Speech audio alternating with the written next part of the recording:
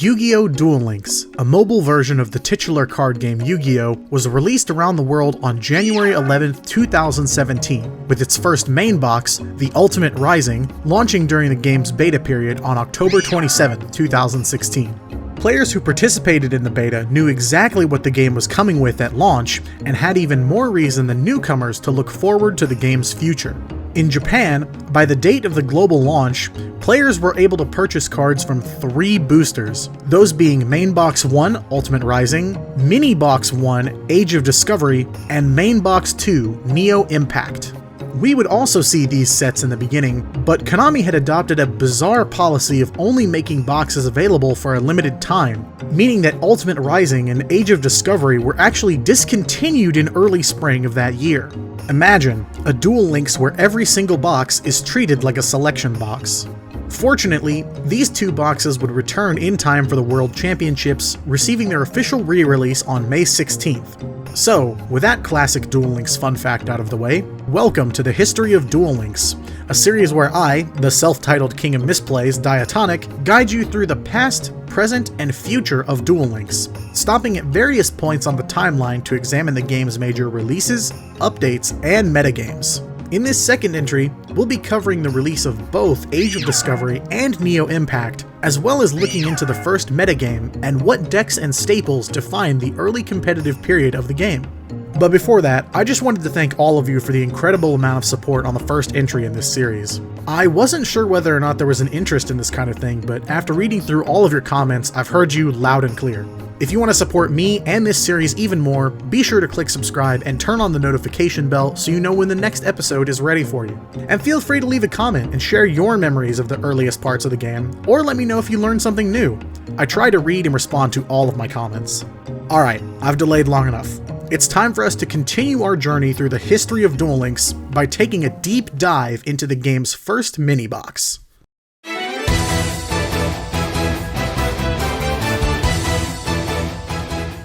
As previously stated, Age of Discovery was the game's very first mini-box.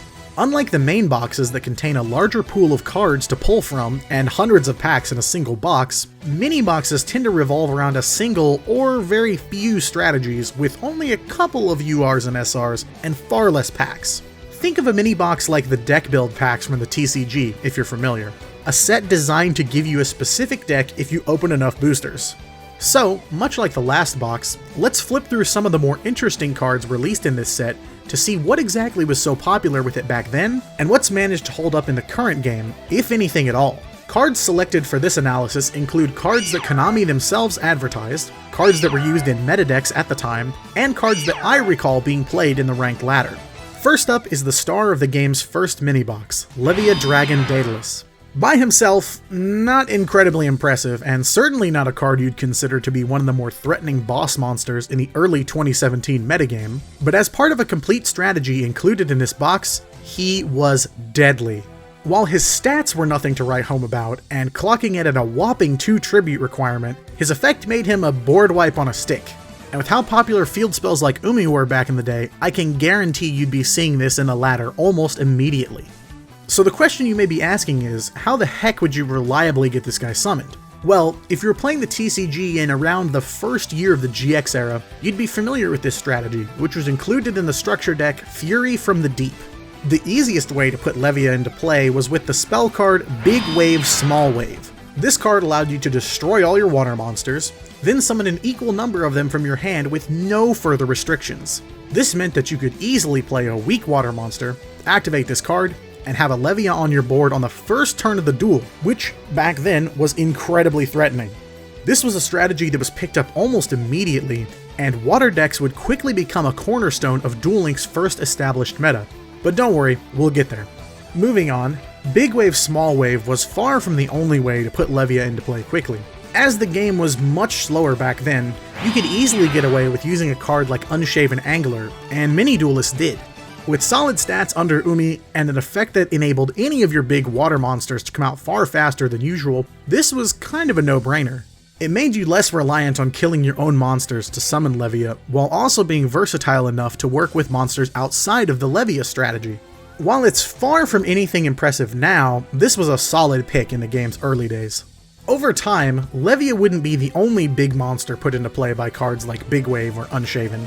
With the ability to protect himself from opponents' monsters' attacks, cards like Suijin were valuable as well. You had a multitude of options to play him, and he could even be summoned at the same time as Levia with Big Wave. Unsurprisingly, it hasn't held up. But back then, this thing was a blue eyes killer for us lower tier players, and one of the few ways to stop your opponent's big monsters, since cards like Enemy Controller didn't see enough widespread use in the earliest points of the game. Those strategies to cheat boss monsters into play were seeing their formation in this time. Don't be fooled, Beatdown was still a major part of the average gameplay loop, so cards like High Tide Gyojin would be vital for anyone interested in a water deck.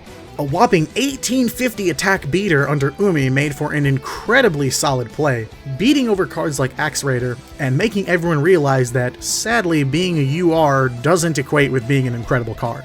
One of the sleeper hits from this mini-box was Gyakugide Panda, a card which would eventually see play in the incredibly irritating Parasite Infestation deck.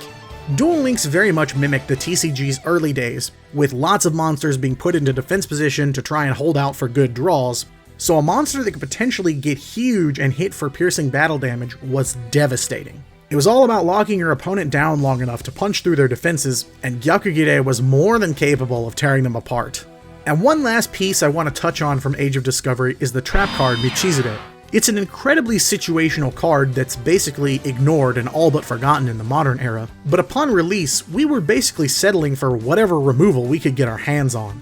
It may not have been able to protect your monsters from destruction, as it couldn't activate until they were on their way to the graveyard, but you could use it in conjunction with Big Wave, which is more than likely why it was included in this box to begin with. So, with all that said, what's the verdict on this set? Well, back in the day, it gave access to an incredibly powerful strategy in Levia. It was incredibly easy to get what you needed, as there were much fewer packs, so you could potentially save some gems or money. However, for play in today's Duel Links, this set is an absolute dumpster fire. There really isn't much here that hasn't been power crept, overshadowed by better cards and more consistent strategies. If I were reviewing this in 2017, I would honestly argue that this set could be somewhere around a B or even a B+. It was a great strategy that can be used fairly consistently for the time period.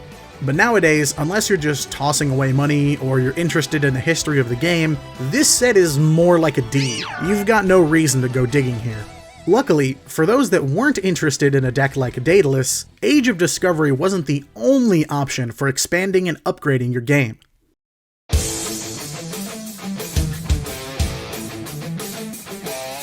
Whereas Ultimate Rising was a solid introduction to the philosophy behind Duel Links, and Age of Discovery gave us our first look at a truly competitive deck, I'd make the argument that Neo Impact, the game's second main box, was the first time we'd get an influx of real, bona fide staples in the game.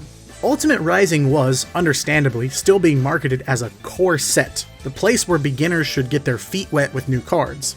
This was up against Neo Impact, which was a very obvious step in the inevitable cycle of power creep, where future cards are more powerful than their formerly released counterparts.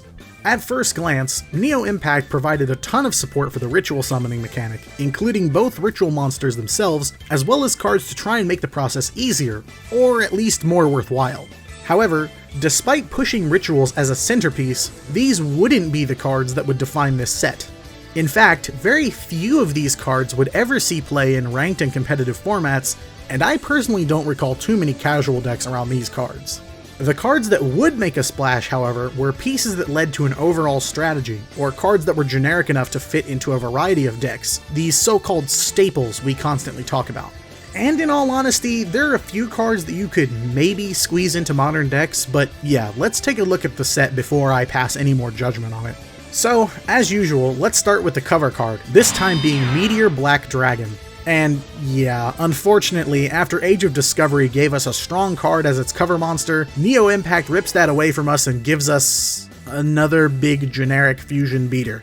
Now, don't get me wrong, in a beatdown meta, something like Meteor Black Dragon hitting the board is a huge threat, almost a guaranteed win.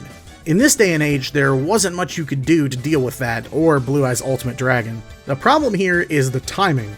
When he was released, Meteor was too difficult to actually summon.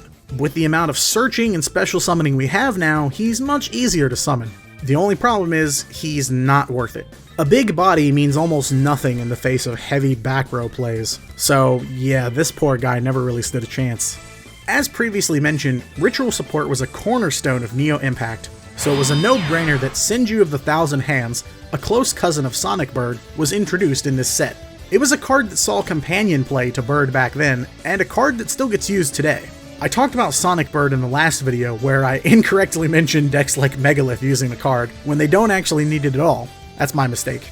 Bird wouldn't do much for them since they don't actually play any ritual spells, but Senju is a must-have if you're building the rocks. Pick up your deck and grab a monster? Pretty easy inclusion. Honestly, it feels like this card is more relevant now than it was back then, but that could just be my faulty memory. This next card was, without a doubt, the most important card in all of Neo Impact. It was a card that was rightfully feared by players once it hit the game, and made attacking non-stop more troublesome than ever before. Mirror Wall was a game changer in the earliest parts of the game, and a constant threat in the back row regardless of what deck you were facing. While nowhere near as powerful as it used to be, it can still see some high-level ranked play in the modern era. This card essentially taught everyone who was used to the beatdown gameplay to look before you swing. I personally remember just how many times I saw this thing get flipped, and how fast I smashed the surrender button because there wasn't a particularly good way around it for the time being. Plenty of Duel Links sets have a card I refer to as the Nostalgia Bait. It's a card that was amazing in TCG, or a card that people have fond memories of, specifically designed to get TCG and old school players to buy into the set. I think Neo Impact was the first instance of this taking place with Black Pendant, a card that any of you first generation duelists will remember right away. During the game's early back and forth aggression days, this card had its place, but it would ultimately fade away as it was nowhere near enough to best Mirror Wall. So while it may not have been planted as a nostalgia card, that would be its ultimate fate. While not incredibly impactful, cards like Double Cost On and Kaiser Seahorse both saw their fair share of play in dark and water decks respectively. After all, stats were super important, and a 1700 attack monster that could be used as 2 tributes for a big monster from your hand was certainly worth it. I'd argue that Kaiser Seahorse was probably the more important of the two, as he'd get a boost under Umi and become a 1900 beater, but if memory serves me, Double Cost On was featured in plenty of deck lists in the near future. Again, nothing too groundbreaking here, but definitely worth mentioning. Speaking of big beat sticks, Jerry Bean's Man is at least worth showcasing, right? He was the highest attack vanilla monster we had at the time, but would later be bested by plenty of other things like Mechanical Chaser. He did nothing, and pretty much got no boost from field spells that were played at the time, but I myself was a wielder of this Bean boy. It seems absolutely insane for a card like this to be a super rare in this day and age, but yeah, back then, beating Axe Raider on stats alone was a luxury. While many might overlook Elementsaurus among its very similar element counterparts that were also included in this set, this element monster in particular would go on to be a centerpiece of Dinosaur Kingdom, one of the other earliest meta decks that we'll discuss shortly. With Jurassic World in play, this thing would become a 2300 attack powerhouse that placed it leaps and bounds ahead of a number of other decks. And on top of all that, he was just a rare. No wonder Dinosaur Kingdom was one of the top decks in this meta. Alright, so overall, how does this set stack up? Well, unsurprisingly, cards like Mirror Wall were a must-have for competitive players back in the day. Without this card, there was a very likely chance you'd eventually hit a wall in the ranked ladder, no pun intended. But aside from that, Neo Impact brought an excellent selection of new normal and effect monsters that would, alongside Age of Discovery, help carve out the first metagame. Upon its release, this set would definitely be a solid B+, if not even in the A- range. But in the modern era, much like many other sets, Neo Impact has lost its sheen to some degree. Luckily, cards like Mirror Wall and Senju of the Thousand Hands still give it some value today, so I'd say this one's definitely around a C or a C- in 2021.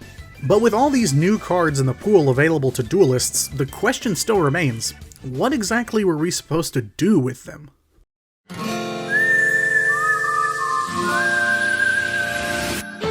So, I'd like to move into a discussion about the metagame now, and figure out what the most popular decks were in early 2017. I've been with the game since its earliest point, but I'd be remiss to call myself a competitive player back then, or to assert that my memory is good enough to remember everything. So, I have to give major props to Yentemp over on Reddit, who has some excellent posts documenting several of the game's earliest metas, with information that even predates DLM. Some of Yentemp's posts will be included here alongside my own analysis, but for even more info about some of these early metas, be sure to read over their posts. Alright, so with that out of the way, I think there were a few key strategies and decks that defined the earliest parts of the Duel Links metagame. So first, let's discuss a few key cards that you'd often see regardless of deck, then we'll jump into discussing the specific decks that were used throughout this somewhat dated period of the game. We've already touched on Sphere Kuriboh in the first episode, so I won't talk too much about him, but that's just how important he really was in the beginning. Sphere Kuriboh was a popular card because it was one of the earliest ways you could take control of the board and force monsters into defense position, meaning you could usually kill them much easier. Because of this, cards with similar effects like Enemy Controller and Windstorm of Edequa were also popular choices. Enemy Controller has remained a defining control card even in the modern metagame because of its ease of use and versatility. Windstorm serves as a more free-to-play option, with its activation being a little more difficult and the effect not as game-changing as Enemy Controller, but still a useful card nonetheless. A card I somewhat overlooked in the first episode, Order to Charge, was probably the best removal card we had in the beginning of the game. Cards like Michizure and Yomi Ship weren't necessarily bad options, but being a quick play spell gave Order much more versatility, much like Enemy Controller. Sure, TCG players' jaws might drop at the idea of a Neg-1 to your field presence being any good, but hey, it was a different time back then. Ah yes, 4-starred Ladybug of Doom, the card that single-handedly made Jerry Bean's Man so valuable. We had an absolute boatload of level 4 monsters being played, so it's no wonder that this card saw so much potential to be included in a variety of decks. It was an absolute game changer, one that some people referred to as Mirror Force in monster form, but it would start to struggle a little bit once players began using cards like Jerry Bean's Man to dodge it. Finally, we had Twister, a card that may not seem particularly important nowadays, but was the ultimate way to remove field spells back then. It may come as a bit of a surprise, but some field spells were incredibly important to even the most powerful decks of 2017, so this was used to try and shut them down. So, now that we've gotten a good look at the various cards you might see teched into a variety of decks during the earliest competitive period of the game, let's finally delve into a few of its earliest top strategies. First up, Dinosaur fans will be excited to hear that they used to truly rule the world of Duel Links, as Dinosaur Kingdom was probably the most popular deck during this time period. It revolved around one strategy, and pretty much one strategy only: summoning huge monsters. 4-starred Ladybug was being used heavily to counter the sheer mountain of level 4 monsters being used, but as Elementsaurus could negate the effects of monsters it killed, this single card single-handedly overthrew the Mirror Force-like monster. The deck also called for Order to Charge, making it much easier to clear the board, take your opponent by surprise, and pull out some shockingly fast wins for such a slower, grindier game. Combining a Jurassic World boosted Elementsaurus with an open board was a recipe for easy victories for the fan-favorite monster type. As if that wasn't enough to sell players on the power of this beatdown deck, the cards were incredibly cheap. Many of its big body monsters could be earned in drops against Rex at the gate, Elementsaurus was only a rare, Order to Charge was a super rare, and Jurassic World was guaranteed to hit play on turn 1 thanks to Rex's Dinosaur Kingdom skill. In all honesty, its mountain of positives reminds me of why Blue Eyes is seeing so much play this year: a popular archetype, ease of access, and sheer power. While I don't think Dino Kingdom saw nearly as much play as Bude does, it's an interesting parallel between the beginning of the game and its current iteration. It's almost as if we've started to come full circle, or because a deck with these positives will almost always rise to the top. Next up is a deck that I've been mentioning repeatedly throughout this video, Umi. This second field power bonus related deck was probably the next most popular, and was one that I myself have some experience with. Like Dinosaur Kingdom, a huge selling point for this deck was ease of access. Pretty much every piece of the strategy could be opened in Age of Discovery, a bonus it'd share with other future mini-box exclusive decks. While Elementsaurus protected itself mostly from the wrath of 4-starred Ladybug, cards like Daedalus and Suijin gave what was, at the time, considered to be a Swiss Army knife of protection. Daedalus's board wipes were so easy to pull off that absolutely nothing was safe on the field, and Suijin could easily stand up to some of the biggest monsters of the time. Combined with the fact that they could be summoned almost immediately, and on the same turn in some cases, and you had the recipe for another super powerful meta deck. The deck's biggest downfall in the end was discovered on the road to the game's first major PvP event, the KC Cup. A very well-placed Order to Charge or enemy controller could easily overthrow both Daedalus and Suijin, but before the KC Cup arrived, it was actually somewhat rare to find people with one or both of these cards. So, it would eventually become the first meta deck to fall off once the Beatdown era came to a close, but until then, seeing Mako in the latter was a real threat. One final deck that I feel is important to mention here is Parasite Infestation. While the skill does see some play now as part of some digital bug decks, in this first metagame, it was used as part of the game's first true stall strategy. Yes, that's right, stall fans, your favorite archetype to face has been around for that long. While I'd argue that stall would become more and more troublesome to play against over time, this first iteration was fairly strong as well. Basically, the thought process behind this deck was that because some of the more commonly used spells and traps at the time revolved around forcing beaters into defense position, heavy defense-focused monsters like Cocoon of Evolution might be viable.